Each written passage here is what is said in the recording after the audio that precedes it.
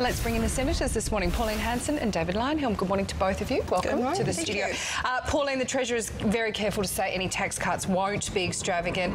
Are we in a position to afford them at all at the moment? We can't afford it. We really can't. They've borrowed more money last week, about, I think it was another $1.5 billion. We're up around about $550 billion that we're owing, and we can't, the interest that we're paying on this, they say they're going to bring it back to surplus. People must, you know, be very clear about this. This is only bringing it back to surplus. It's not paying back the debt. And unless we rein it in, and they've got to start tackling government spending. Now, I addressed about what the CEO was getting, that $5.6 million a year. That was over the top. The current one is getting, CEO of Australia Post, I should say, now they're on $2.7 million a year. That is out of the range. That doesn't pass the pub test. They've got to rein in their spending. They've got to look at... But it's an election year. Exactly right. Labor's not going to be any better. But what they're not tackling is the gas off the northwest shelf. We actually lost $35 billion worth of gas last year. It's estimated $54 billion next year. The Labor government under Wayne Swan got rid of the profits tax, the royalties. Now the PRRT, I'm trying to address that with the government. Right.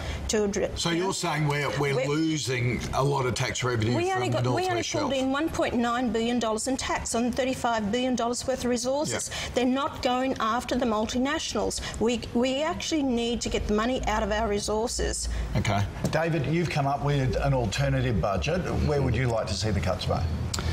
Well, we're a high-tax country, and particularly at income tax, so I'd like to see income tax, yes. So I'd like to see our taxes reduced. So I'm in favour of reducing taxes, although bearing in mind that the low and middle income earners often don't pay any net tax, especially if they have kids. It's called the tax welfare churn. You pay the tax and then you get it back again in the form of things like family tax benefits and things like that. But the big issue for the government is being unable to reduce its spending. So a lot of the spending reductions that they've taken to the Senate have been rejected. They just haven't had the numbers.